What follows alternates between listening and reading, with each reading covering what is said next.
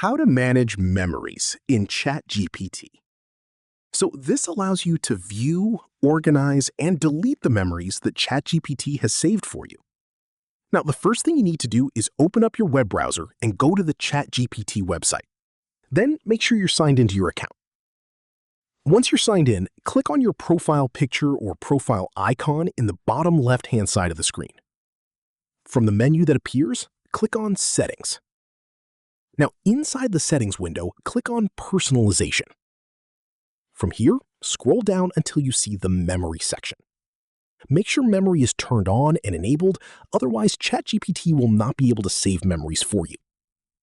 Now, if you want to manage your saved memories, simply click on the Manage Memories button. From here, you will be able to see all of the memories that ChatGPT has saved across your conversations. You can click on the three dots next to a memory to delete it individually. You can also sort your memories by newest or oldest to make them easier to manage. So it's really as simple as that, guys.